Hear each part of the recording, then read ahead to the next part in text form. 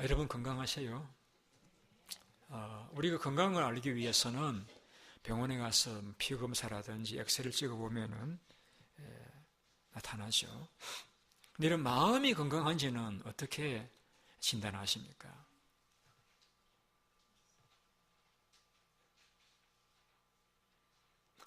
얼굴이 밝으면은 건강하시다고요? 예, 맞습니다. 기쁜 일이 없어도 늘 그 마음이 기쁜 사람은 마음이 건강한 사람입니다. 그런데 괜히 짜증이 내고 화를 내고 한 사람은 건강한 마음이라고 이야기할 수가 없죠. 또 어떤 사람이 건강한 사람이죠? 마음이 건강한 사람. 가진 것이 적어도 있는 것에 만족하고 이렇게 또 그것을 즐거워하는 그런 사람은 마음이 건강한 사람이라고 말씀할 수 있습니다. 그러나 삼자가 볼 적에는 이미 가진 것이 많음에도 불구하고 또 더 가지려고 늘 이렇게 갈급해하는 그러한 경우는 마음이 건강하지 못하다 이렇게 이야기할 수 있겠죠. 제가 또 한 가지 여러분에 말씀드린다라고 하면은 늘 어려운 일을 만나고 또 힘든 일이 많을지라도 그 마음이 늘 평안한 사람, 그런 사람은 건강한 사람입니다. 그러나 그 반대로 이제 몸도 건강하고 별일도 없는데 괜히 마음이 불안해하는 그런 마음의 불안을 떨치지 못한 채 살아가는 사람이라고 하면은 우리는 그런 사람을 가리켜서 마음이 건강하지 못한 그런 사람이라 그렇게 이야기할 수가 있겠습니다. 오늘 본문을 함께 보시겠습니다. 우리 읽어 있었던 마가복음 6장 14절 말씀 같이 한번 보십니다. 같이 읽습니다. 시작. 이 예수의 이름이 드러난지라 헤로드 왕이 듣고 이르되 이는 세례 요한이 죽은 자가 살아났도다. 그러므로 이런 능력이 그 속에서 일어나느니라 하고. 여기에 두 사람이 등장하죠. 누굽니까? 헤로드 왕, 또 한 사람은 세례 요한. 그런데 세례 요한은 지금 이 성경 본문의 시점으로 보면은 이미 죽은 그런 사람입니다. 그리고 헤로드 왕은 살아있는 가운데 있죠. 그런데 이제 이에 예수의 이름이 드러난지라라고 했죠. 이에라는 말씀 우리가 지난주에 살펴보았듯이 예수님의 제자들이 나가서 이제 복음을 전하면서 많은 병자가 고침을 받고 귀신들이 떠나가는 그러한 기적이 있었죠. 자, 그래서 많은 사람들에게 예수의 소문이 알려졌습니다. 그러자 이에 그러자 그러한 예수 이름이 드러나고 많은 사람들이 예수님의 이름을 통해서 고침을 받고 병들이 회복되고 귀신들이 떠나가는 그런 일이 일어났을 때에 그 소문을 누가 들었죠? 헤롯이 들었습니다. 듣고 헤롯의 반응입니다. 어떻게 반응을 보이느냐 하면은 이는 세례 요한이 죽은 자 가운데서 살아났도다. 아니, 예수님의 제자들이 나가서 복음을 전하고 귀신을 내어 쫓고 병을 고쳐서 예수 이름이 드러났는데 아니 왜 뚱딴지 같이 이렇게 세례 요한이 살아났다고 이야기를 할까요? 우리 그 다음 구절을 한번 보시겠습니다. 16절을 같이 보시겠습니다. 같이 읽습니다. 시작. 헤롯은 듣고 이르되 자, 여기서 우리가 약간 힌트를 발견하게 되죠. 왜 예수 이름이 드러났는데 세례 요한은 이 헤롯은 세례 요한이 살아났다라고 말하느냐? 그것은 그가 과거에 세례 요한을 목을 베어서 순교시켰거든요. 죄 없는 거룩한 선지자를 죽였고 난 다음에 그 마음이 행복했겠습니까? 불행하죠. 불안하죠. 밤에 잠을 못 자요. 행여라도 문이 뿅 열리면은 세례요한이 살아나가지고 또벅또벅 들어오면서 예 이놈 이렇게 할까 싶어서 두려워하는 거예요. 살아있어도 마음이 늘 불안하고 두려운, 밤에도 수면을 취하지 못하고 불안하고 두려운 그런 가운데 살아가고 있었는데, 예수님의 제자들이 나가서 전도하고 귀신을 내어 쫓고 병을 고치면서 예수 이름이 드러나니까 세례 요한이 살아난 것이다, 그렇게 마음속에 느껴졌던 것입니다. 여러분, 우리가 살아가면서 제일 무서운 것이 하나 있습니다. 뭘까요? 인간의 죄입니다. 물론 사람도 때로 무섭기도 하는데 사람은 또 안 보면 그만이잖아요. 그런데 내가 지은 죄는 늘 나를 따라다녀요. 뭘 가지고? 죄책감을 가지고. 그래서 밤에도 단잠을 자지 못하게 만들고, 낮에도 마음을 무겁게 만들고, 마음의 행복을 다 앗아가 버리고, 평강을 상실하고, 무거운 죄짐을 지고 하루하루를 살아가게 만드는, 그러다가 우리로 지옥 가게 만드는 것이 인간의 죄입니다. 그런데 이 헤롯은 본래부터 그 세례 요한을 죽이려고 마음먹지는 않았어요. 그도 비록 악한 왕이긴 하지만은 세례 요한은 거룩한 선지자이고 그가 의로운 사람인 걸 알았어요. 많은 사람들이 세례를 주어서 그 사람의 마음을 깨끗하게 만드는 그러한 좋은 일을 하는 훌륭한 하나님의 선지자인 줄로 알았습니다. 그런데 그와는 별도로 그에게 동생이 있는데, 배다른 동생인데 빌립이라는 동생이 있는데, 빌립이 장가를 갔는데 보니까 그 부인이 헤로디아라는 여인인데 자기 아내보다 훨씬 더 예뻤던 거 봅니다.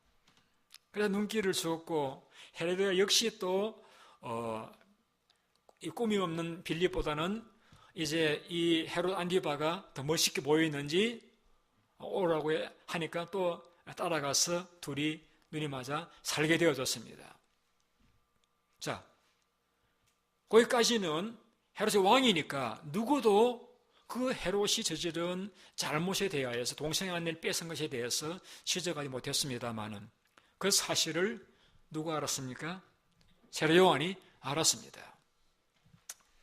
세례 요한이 알고는 그 헤롯을 찾아가서 율법에 말하기를 누구든지 그 형제의 아내를 데리고 살면은 이는 더러운 일이라. 그가 그의 형제 하체를 범하미니 그들에게 자식이 없으리라고 했습니다. 어떻게 왕께서 모범이 되어야 될 왕께서 동생의 아내를 뺏어갑니까? 이것은 하나님 앞에 무서운 진노받을 죄라고 책망하고 돌이키라고 돌려보내라고 지적하고 꾸중했습니다. 자, 그러자 이 헤롯은 조금의 선한 구석에 있었기 때문에 그 세례 요한이 책망을 들었을 적에 그 책망을 달게 들었어요.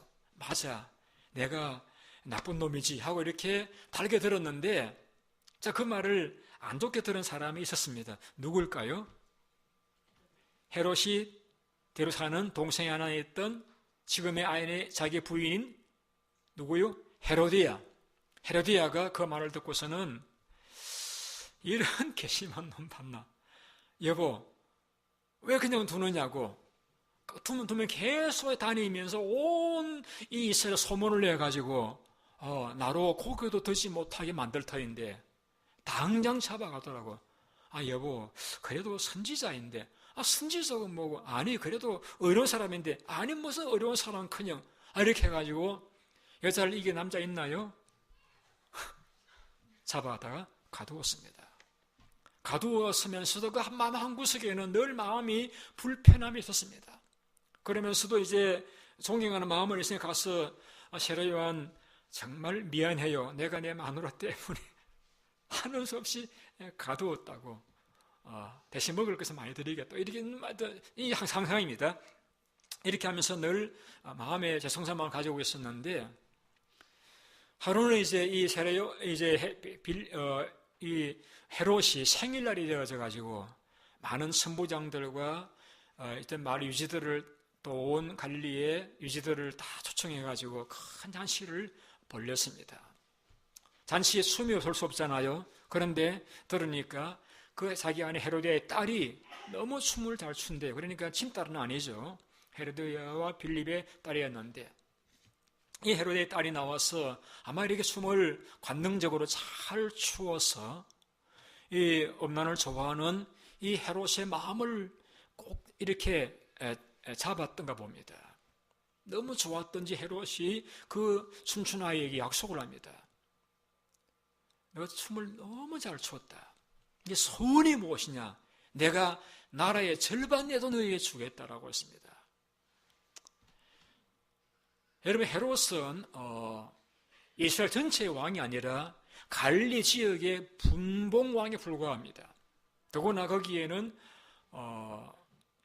이제 로마의 총독도 있는 그러한 로마에 의해서 나라를 잠시 맡아 있는 분봉왕에 불과했는데, 그가 헌을 하죠. 그래서 내가 너에게 나라의 절반을 주겠다. 네 소원이 무엇이냐라고 말합니다.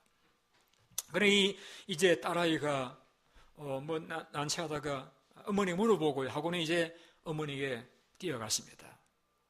어머니, 왕이 나라의 절반도 준대요. 뭘 이야기할까요? 그러니까 세례 요한의 목을 달라고 해라. 예? 달라고 하라니까. 엄마 말에 꼼짝 못하는 이 헤로데의 딸이 왕에게 쭈삐쭈 나와서는, 왕이여, 세례 요한의 목을 소반에 담아서 주세요. 너무 충격적인 그러한 요구였습니다. 있을 수 없는 요구죠. 그런데 이미 그 헤롯은 그 자중 앞에서 명시를 하지 않았습니까? 네 소원이 무엇이냐? 나라의 절반이라 주겠다라고 했기 때문에 자기 그 뱉은 말 때문에 하는 수 없이 시병을 시켜서 세례 요한의 목을 베게 해서 소반에 담아오게 합니다. 참 우리가 이걸 보면서 참 말을 참 잘해야 되겠다. 자기가 한 말에 자기가 걸리게 될 때가 많이 있는 것 같아요. 말을 잘해야 되겠다. 말에 좀 더 신중해야 되고 조심해야 되겠다는 말을 느끼게 되었습니다. 여튼 이제 그렇게 소반을 담아왔을 적에 그 아이가 그거를 받았을 적에 아마 보통 아이 같으면은 보고는 아마 기절을 하지 않았겠어요. 그 이제 소반 위에 피가 철철 흐르는 세례 요한의 얼굴이 이제 머리에 놓여 있으니까 그걸 들고 어머니에게 갑니다. 이런 딸을 뭐라 부르죠? 그 어머니의 그 딸. 그런 짓을 누가 저질렀습니까? 헤롯이 저질렀습니다. 여러분, 그런 죄를 저지른 이 헤롯이 밤에 발 뻗고 잠을 잘 수 있겠습니까? 못 자죠. 낮에 왕좌에 앉아있으면 마음이 편안하겠습니까? 편안하지가 않죠. 아무리 많은 신녀들이 아영을 떨고 아무리 많은 산의 진미가 놓여 있어도 그 먹어도 소화도 안 될 것일 겁니다. 늘 등이 아프고 배가 아프고 마음이 얹히고 불편했을 것입니다. 왜?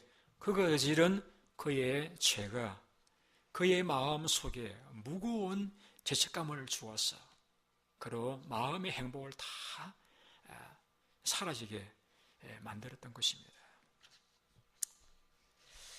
이것이 치명적인 헤롯 왕의 죄의 그 결과였습니다. 여러분, 우리가 범죄하지 않는 인생은 없습니다. 그런데 죄를 지으면은 반드시 그 죄값은 치루어야 됩니다. 하나님께서 모든 인생이 범한 죄에 대해서는 우리가 하나님 앞에 서는 그날에 반드시 하나님의 심판대 앞에서 우리는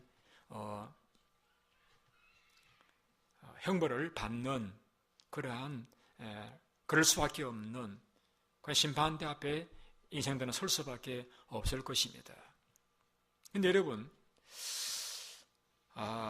사실은 우리가 받을 그 형벌이라고 하는 것은 우리가 죽고 난 후에 받는 게 아니에요, 여러분. 우리가 죄를 짓고 난 그 다음날부터, 아니 그 순간부터 우리는 형벌을 받는 것입니다. 무엇이요? 우리의 마음에 내가 죄를 지었다라고 하는 그 죄책감이 우리를 늘 짓누르고 마음을 불편하게 만들고 우리들을 따라다니게 만드는 것입니다. 그것이 우리에게 두려움을 가져다 주고 우리 마음속의 평강을 다 잃어버리게 만드는 것입니다. 여러분, 아담이 하나님이 먹지 말라고 했던 선악과를 따먹었습니다. 그리고는 숨어 있었습니다. 하나님께서 아담아 어디 있느냐? 제가 두려워서 숨었나이다.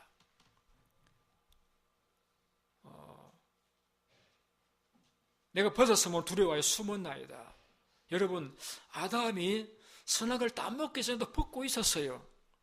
근데 그때는 두려움이 없었습니다. 그런데 하나님이 따먹지 말라고 말했던 그 선악을 따먹는 순간 그 마음속의 평강이 사라져버렸습니다. 두려워서 숨어 있는 거예요. 여러분, 범죄는 인간에게 있던 평강을 사라지게 만듭니다. 두려움, 불안감이 그 마음을 지배하게 만드는 것입니다. 우리가 여러분 죄를 한 번 짓고 두 번 짓는 사람, 계속해서 상습적으로 죄를 짓는 사람은 그런 두려움 없는 것 같죠. 그렇지 않습니다. 더 많은 죄를 지을수록 그 마음의 불안감은 점점 더 많아져 가는 것입니다. 이러다 내가 하나님께 큰 매 맞지, 여러분 그런 두려움이 그 마음속에 떠나지 않는 것입니다.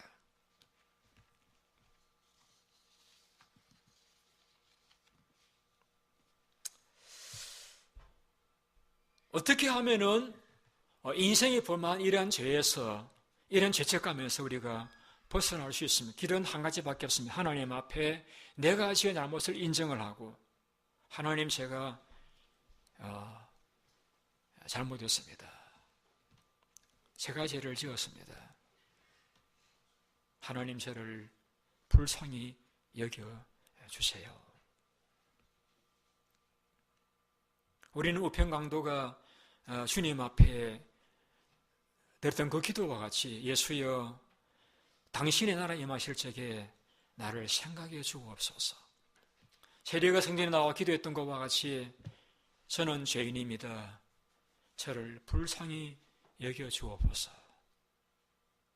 우리가 하나님 앞에 죄를 용서받을 수 있는 길은 내 관점에서 나를 바라볼 것이 아니라 하나님 관점에서 나를 바라보면서 하나님 제가 잘못했습니다. 제가 죄인입니다. 저를 용서해 주세요. 저를 불쌍히 여겨 주십시오. 자백하는 것, 용서를 구하는 것, 이것밖에는 우리가 이 불안과 두려움과 죄의 형벌과 죄책감 벗어날 수 있는 다른 길은 없습니다.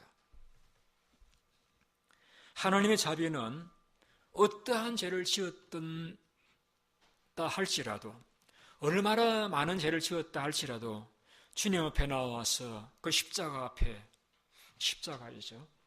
왜 십자가를 우리가 달아놓고 바라봅니까? 십자가는 우리 인류의 죄에서 우리를 구원하시기 위해서 우리 주 예수님께서 십자가 위에 대속의 죽음을 죽으신 것이잖아요. 십자가는 우리의 죄를 대속해 주기 위해서 죽으신 예수님의 대속의 죽음을 상징하고 있잖아요. 십자가 앞에 나와 주여 내가 죄인입니다. 나를 불쌍히 여겨달라고 기도하면은 하나님의 자비는 어떠한 죄를 지었던 잘 할지, 얼마나 많은 죄를 지었던 잘 할지라도 우리를 모든 죄를 용서하여 주시고 우리의 죄로진 더러워진 마음을 깨끗하게 정결하게 해주시고 우리의 마음속에 죄 씻음의 기쁨과 형벌에서 자유로움과 하늘의 평강을 누리며 살아갈 수 있는 복을 우리에게 허락해 주시는 것입니다. 다윗은 자기 부하의 아내를 빼앗는 실결 범한 죄인이었죠. 또 그 부하를 전쟁의 위험 탄 곳으로 보내어 죽게 만든 살인죄를 저지른 그러한 죄인이었습니다마는 나단 선지자 그의 죄를 지적했을 적에 내가 잘못했습니다. 내가 죄인입니다라고 자백하고 심상이 졌도록 그가 회개하였고 하나님은 그의 모든 죄를 용서해 주셨습니다. 하늘 용서를 받은 다윗은 더 이상 불안과 두려움에서 살아가지 아니하고 그는 담대하게 살아갈 수 있습니다. 이렇게 고백했습니다. 내가 사망의 엄심한 골짜기를 다닐지라도 해를 두려워하지 않을 것은 주께서 나와 함께 하심이라. 하나님 앞에 용서를 받은 사람들은 더 이상 두려움이 없습니다. 그 마음이 담대합니다. 그 마음이 기쁨과 평강으로 살아가게 되어지는 것입니다. 이것이 하나님의 용서요 예수님의 자비와 사랑입니다. 우리가 범죄할 때마다 주님 앞에 나와서 우리 죄를 자백하기만 하면은 주께서 우리의 지은 죄가 어떤 죄이든지 얼마나 많은 죄이든지 어떤 죄를 짓고 있든지 어떤 죄를 훗날에 지을 죄까지라도 주님은 다 용서하여 주시고 우리 마음의 청결함과 하늘의 위로와 평강과 회복과 기쁨과 천국의 소망을 우리 마음속에 허락해 주시는 것입니다. 믿으십니까?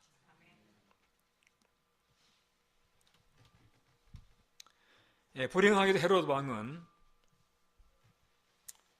한평생 그 죄책감에서 벗어나지 못한 채 살다가 누가 그를 감옥에 가두진 않았지만은 자기가 지은 죄 때문에 자기가 스스로 하기를 감옥에 가둬놓고서 평생 고통 가운데 살다가 그가 쫓아보낸 그 본 부인의 아버지인 아라비아 왕인 아레다 4세에 의해서 전쟁에서 패배하고 생명을 잃게 되어진 것으로서 기록은 남겨지고 있습니다. 성경에 이렇게 말씀하고 있습니다. 누구든지 그 형제의 아내를 데리고 살면은 더러운 일이라. 그가 그의 형제가 죄를 범함이니 그들에게 자식이 없으리라. 그는 불행한 왕이었습니다. 얼마든지 행복할 수 있는 기회가 있었는데도 얼마든지 회개할 수 있는 기회가 있었는데도 불구하고 그는 회개하지 않으므로 그는 예수님께 나오지 않으므로 불행한 왕으로서 그 인생은 끝나고 말았습니다. 자, 우리가 본문을 보게 되었으면은 여기에 그 소녀가 헤롯의 딸이 세례 요한의 목을 벤 쟁반을 가지고 어머니에 가는 모습을 보면서 우리 마음속에 이런 질문을 가지게 됩니다. 어떻게 이럴 수 있을까? 세례 요한이라고 하면은 예수님께서 여자가 낳은 자 가운데서 세례 요한보다 더 큰 이가 없다라고 말씀하셨을 만큼 세례 요한은 많은 사람들의 죄를 정결케 하기 위해서 세례를 베풀었고 많은 사람들이 그의 설교를 통해서 마음의 죄를 깨닫고 회개하고 바로 서게 만들었던 위대한 하나님의 선지자였는데 그랬던 그가 십자가에 달려 돌아가신 것도 아니고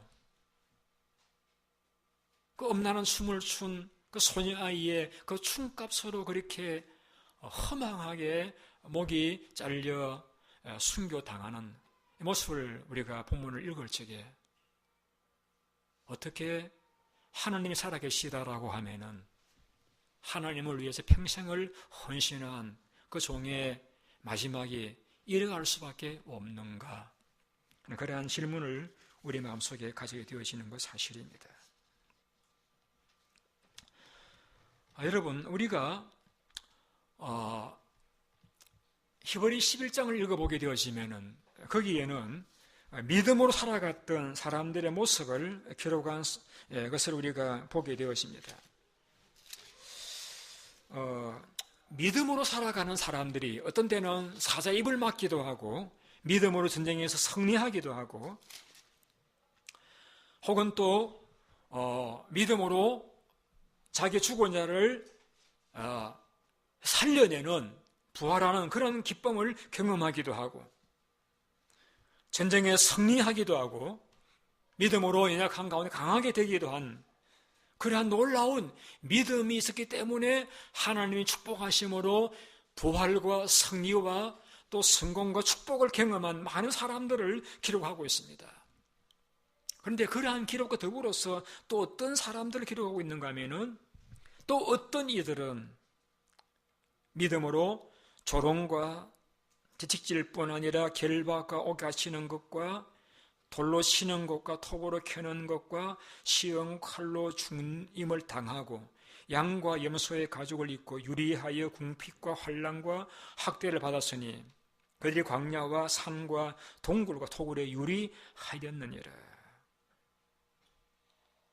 여러분, 이들이 믿음이 없고 죄가 많아서 돌에 맞아 죽고 톱으로 캐임을 당하고 유리하고 궁핍, 가난하고 고통당하고 갇히고 고생한 것이 아닙니다, 여러분. 이들 믿음의 사람들이었습니다. 하나님을 위해서 깨끗하게 정직하게 충성된 사람들이었습니다. 그런데 왜 하나님께서 어떤 사람들은 승리와 성공과 복을 누리게 하시고 왜 어떤 믿음의 사람들은 고생과 돌에 맞고 톱에 캠을 당하고 갇히고 희생하고 죽게 만드셨는가? 하나님께서도 사람을 차별하시는가? 여러분, 이것은 우리가 이해할 수 없는 숙제입니다, 여러분. 우리는 왜 하나님께서 통일하게 예수를 믿는데 어떤 사람들은 배부르고 등 따시고 자식도 잘 키우고 뭐든지 부유하고 잘 사는데 어떤 사람들은 정말 믿음으로 살아가는데 가난하고 고생하고 그러면서도 충성하고 그러나 그 삶에는 어떤 부여를 경험하지 못하는 그러한 경우들을 바라볼 적에 불공평하다 하는 마음을 우리가 가질 수가 있습니다. 여러분, 우리가 뭘 생각해야 되는가 하면은 하나님의 뜻은 우리보다 높고 존귀하다는 것입니다. 내 생각은 너희 생각보다 높다라고 말씀하셨습니다.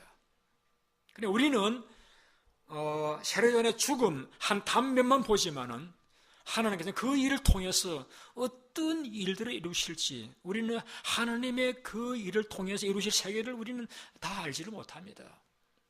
예를 들어 볼게요. 스데반이 복음을 전하다가 돌로 침을 당해서 죽었습니다. 스데반 집사입니다. 집사이면서 교회에 충성하였고 그가 헌신하였고 또 전도하였고 설교하고 복음을 전했습니다. 그가 전한 것은 예수를 믿고 구원받으라고 하는 구원의 복음을 전한 것밖에 없었습니다. 많은 사람들은 그를 향해 돌을 던져서 그는 피를 흘려 낭자에 쓰러져 죽었습니다. 그가 피에 맞아 죽어갈 적에 누구도 그 세대반이 죽는 것에 대해서 복된 죽음이라고 여기는 사람은 없었습니다. 근데 여러분, 그 세대반이 돌에 맞아 죽을 적에 그 돌로 치는, 돌을 던지는 사람들의 옷을 맡은 사람이 있었죠. 누굽니까? 바울입니다, 여러분.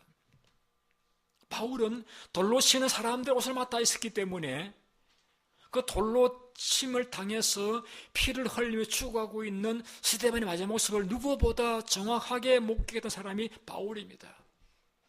근데 바울이 뭘 들었겠습니까? 그 돌로에 맞아서 피가 낭자에 흘러 죽어가면서 하는 그 스데반의 기도입니다. 아버지여, 저들의 죄를 저들에게 돌리지 말아달라고 하는 그 기도. 자기에게 돌로를 던져서 그 돌에 맞아 죽어가는 그가 드리는 기도가 아버지 저들의 죄를 저들에게 돌리지 말아달라고 하는 그 기도를 들었을 적에 그 바울의 마음속에, 그것도 인간의 인지라, 그 마음속에 이게 뭔가 어떻게 자기를 향해 돌을 던진 그 돌에 맞아 죽어가면서 그 돌을 던진 사람들의 죄를 용서해달라고 말하는 스데반은 도대체 저게 뭔가, 그 마음속에 뭐가 있기에 그는 그런 죽음을 추구할 수 있단 말이에요. 그 마음속 큰 축복이 되어질 것입니다. 답을 찾지를 못했을 것입니다. 도대체 무엇이 그런 기도를 하게 만들었는가? 그러나 그가 나중에 다메섹 길에서 예수님을 만나는 순간 그는 깨달았습니다. 자기 생각에 대해 예수는 이단 예수가 아니라 진실로 하나님의 아들이었음을 그 깨닫는 순간, 그때 그는 깨달았겠죠. 왜? 어떻게 해서 스데반이 그 돌에 맞아 죽어가면서 그런 기도를 들을 수밖에 없었는지, 예수님을 믿는 순간, 만나는 순간 그는 그 답을 얻었던 것입니다, 여러분. 그래서 아마도 바울은 그가 복음을 전하면서 많은 고통을 겪었잖아요. 가난하고 헐벗고 굶주리고 매를 맞고 또 유리하고 많은 고생을 겪었습니다. 몸에 병도 있고 많은 핍박도 받았습니다만은 그는 그 마음속에 생각했을 겁니다. 어쩌면 내가 주겠다고 말할 수 있는 그 스데반이 못한 일을 내가 해야 된다. 내가 충동길에서 돌로 친 사람들 때문에 죽었던 그 스데반이 못 간 곳에 내가 가야 되고, 그가 못다 전한 사람들이 내가 전해야 된다. 그런 복음의 빚진 마음을 가지고, 그는 빚진 마음이 있었기 때문에 한 번도 뒤를 돌아보지 아니하고, 그는 마지막 로마에서 오스틴웨이에 순교당할 때까지 그는 그 빚진 마음을 가지고 그 복음을 전하면서 살아갔던 것이라고 저는 여겼습니다. 누가 그러한 위대한 바울을 만들었습니까? 스데반의 죽음입니다. 죽어갈 적에는 누구도 복된 죽음이라고 이야기할 수 없었겠지만 그 복된 그 죽음이 바울의 마음을 흔들었고, 그래서 스데반이 못 갔던 온 서아시아와 또 유럽을 정복시키는 위대한 바울을 만들었던 것입니다. 그래서 우리는 스데반의 죽음이 결코 헛된 죽음이었다고 이야기할 수가 없는 것입니다. 여러분, 우리 인생이라고 하는 것이 이 땅 위에서 삶으로서 끝이라고 하면은 분명히 이 땅 위에서 예수를 안 믿으면서도 호의호식하고 잘 사람들은 복을 받은 사람들이고, 예수 믿기 때문에 성교지를 나가서 다른 문화권 가운데서 가족과 함께 고생을 하는 사람들은 어리석은 사람, 불쌍한 사람, 참 복이 없는 사람, 이 땅에 예수님을 위해서 헌금하고 헌신하고 숭상한 사람, 어리석은 사람, 바보 같은 사람, 그렇게 손가락질 받을 수 있을지 모르지만은 여러분, 이 땅의 삶이 끝이 아니잖아요. 이 땅의 삶이 끝나고 나면 하나님의 심판이 있잖아요.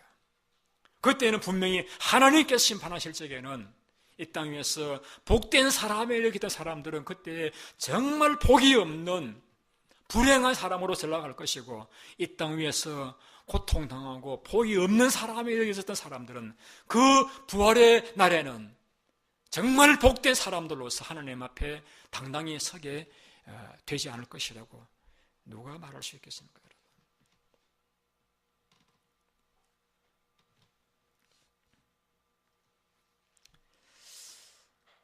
제가 어떤 분의 그 전화기를 가보면 우리 문자를 보다 보니까 그런 글을 써놨더라고요. 9988-234. 잘 아시지 무슨 뜻인지. 99세까지 펄펄하게 잘 살다가 이 삶을 앓다가 세상 떠나는 것이 복된 죽음이다. 그래서 그렇게 되기를 바라는 마음에 9988-234. 여러분, 우리가 인생을 잘 살았다라고 하는 것을 99세까지 펄펄하게 잘 살다가 이 3일 잠깐 아프다가 세상을 떠난 것이 인생을 잘 살았다라고 그렇게 말한다라고 하면은 예수님은 정말 불행한 인생입니다. 왜요? 예수님은 33세 때 돌아가셨잖아요. 그가 3년 동안 수고했던 저희들은 다 배반하고 떠나가 버리잖아요. 십자가 위에서 다 벗기운 채 못에 박혀 돌아가셨잖아요. 그가 고쳐주었고 가르쳐줬던 사람들이 그를 향해서 십자가 못 박으라고 외쳤잖아요. 배반당했고 버림당했습니다. 여러분, 예수님의 죽음이, 예수님의 삶이 가치 없는 삶입니까? 불행한 삶이라고 이야기할 수 있습니까? 여러분, 우리가 어떤 모습으로 죽느냐, 그것이 행복한 죽음이라고 이야기할 수 없습니다, 여러분. 우리가 9988234의 죽음이라고 해서 그 인생이 잘 살았다고 이야기할 수 없습니다, 여러분. 인생을 잘 살았냐 못 살았냐는 것은 죽을 적에 편안하게 건강하게 죽었다고 해서 잘 살았다고 이야기하지 않습니다, 여러분. 인생을 잘 살았냐 못 살았냐는 것은 오래 건강하게 살았냐 거기에 달려있지 않고 그 인생을 60에 끝났든 50에 끝났든 인생 살아있는 동안에 얼마나 하나님 말씀을 따라 순종하며 얼마나 주님 원하시는 뜻을 따라 충성하며 살았느냐의 그 삶에 달려있는 것이지 죽음의 모습에 달려있는 것이 아니라는 것입니다, 여러분. 인생을 살아가면서 하나님 모른 채 이 땅 위에 쾌락을 추구하다가 건강히 잘 살았다고, 여러분, 잘 살았다고 이야기할 수 없잖아요, 여러분. 짧은 30세 인생이 끝났다 할지라도 30년 생애 가운데서 주님을 위해서 충성하고 헌신하고 봉사하고 그 뜻을 따라서 최선을 다하면서 헌신했다라고 하면은 여러분 그 인생 잘 산 거 아니에요, 여러분? 여러분의 잘 살았다 못 산다 그 기준은 여러분은 어디에 두고 살아가십니까, 여러분? 우리 인생에 잘 살았다 못 살았다는 기준은 내가 얼마나 하나님이 내게 원하시는 뜻을 따라서 말씀을 따라서 순종하면서 충성하며 살았느냐, 저는 거기에 달려있지 않습니까? 주님이 내 모든 죄를 용서해 주셨고 나를 구원해 주셨다라고 하면은 그 주님께서 나에게 조그만 일 하나 맡기고서 그 일에 충성하라고 했다라고 하면은 이 일이 내게 힘을 들게 만들든지 고통스럽게 만들든지 그 상관하지 않고 그 일만 바라보고 살아가는 그 삶이라고 하면은 여러분 그 아름다운 삶이지 않습니까, 여러분?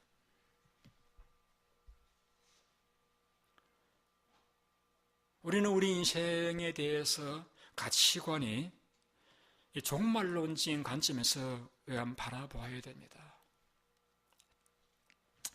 제 책상 컴퓨터를 틀면은 예수님이 재림하신 모습이 거기에 늘 뜨게 만들어져 있습니다. 늘 켤 때마다 저는 주님의 재림을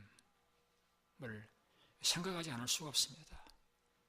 주님께서 오실 것인데 내가 어떤 종으로 서야 할 것인가? 저는 사무실에 와서 앉을 때마다 생각하지 않을 수가 없어요. 여러분, 저만 하는 주님의 재림을 앞두고 있으면 여러분들은 예외입니까, 여러분? 여러분들은 다른 나라 사람입니까, 여러분? 우리 모두 하나님 앞에 서실 분들입니다. 제가 기대하건대 여러분들께서 하나님 앞에 서실 적에 착하고 충성된 종아, 네가 이 작은 일에 충성하여서 네가 많은 것으로 맡기노라 하시는 그러한 음성을 여러분 들으실 수 있기를 저는 정말 희망합니다. 저는 그 일을 위해서 여러분들을 위해 기도하고 여러분들을 그 길을 걸어갈 수 있기 위해서 말씀에 수종되는 삶을 살아가고 있는 것입니다. 바울은 고린도후서 6장에 이렇게 그리스도인들을 평가하고 있습니다. 그들은 속이는 자 같으나 참되고 무명한 자 같으나 유명한 자요, 그들은 죽는 자 같으나 우리가 살고 징계받는 자 같으나 죽임을 당하지 아니하고 근심하는 자 같으나 항상 기뻐하고 가난한 자 같으나 많은 사람을 부유하게 하고 아무것도 없는 자 같으나 모든 것을 가진 자로다. 여러분, 세상 사람들의 관점에서 바라보면은, 이 세상이 끝이라고 여기는 그런 사람들 관점에 바라보면은, 그리스도인들은 무명한 자요, 죽는 자요, 징계를 받는 자요, 근심하는 자요, 가난한 자요, 아무것도 없는 자 같으나 우리의 모든 삶을 아시고 바라보시고 평가하시고 갚으실 하나님 관점에서 바라보시면은 우리 그리스도인은 참되고 유명한 자요, 살아있는 자요, 기뻐하는 자요, 부유한 자요, 모든 것을 가진 자라고 말씀하실 것입니다. 세상 관점에서 바라보면 세례 요한은 정말 허망한 죽음에 불과했습니다마는 하나님 관점에서는 세례 요한은 정말의 복된 죽음을 죽었던 사람이라고 이야기하지 않을 수 없습니다. 여러분, 누가 살고 누가 죽었습니까? 분명하게 말할 수 있는 것은 세례 요한이 죽었고 헤롯은 살았습니다. 그러나 아니에요, 여러분. 헤롯은 평생 자기가 만든 죄책감의 감옥에 갇혀서 늘 죽음의 영이 그를 지배하는 가운데서 고통스럽게 살다가 고통스럽게 죽은, 그는 살았지만은 살았다고 이야기할 수 없는 죽은 자였습니다. 세례 요한은 죽었습니다마는 헤롯의 말과 같이 그가 살아났도다라고 말하는 거지. 그건 살아있어서 지금도 오고는 많은 세대 사람들 가슴 속에 나도 세례 요한과 같이 주님을 위해서 살아가는 삶을 살겠다라고 하는 많은 그리스도의 마음속에 살아있는 지금도 천국에 살아계시고 모든 그리스도의 마음속에 살아있는 영혼이 살아있는 자가 세례 요한입니다. 누가 죽었습니까? 사실은 헤롯이 죽은 자입니다. 누가 살았습니까? 세례 요한이 살아있는 것입니다.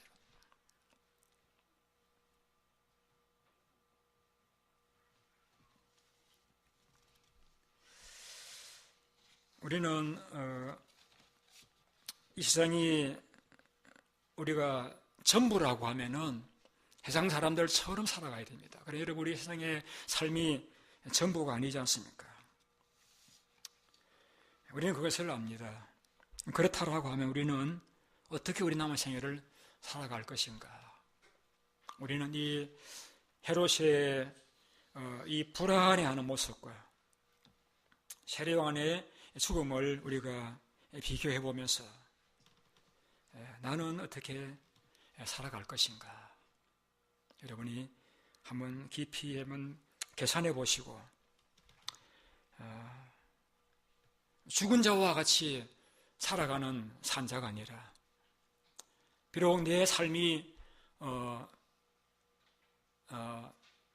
죽은 자 같다 할지라도 정말 내가 살아있는 예수 안에서 기쁨과 능력과 평강과 은혜를 체험하시면서 주님이 내게 맡기신 이 복음을 전하면서 충성하시면 살아갈 수 있는 여러분 모두가 되시기를 주님의 이름으로 축원드립니다. 우리 기도하겠습니다.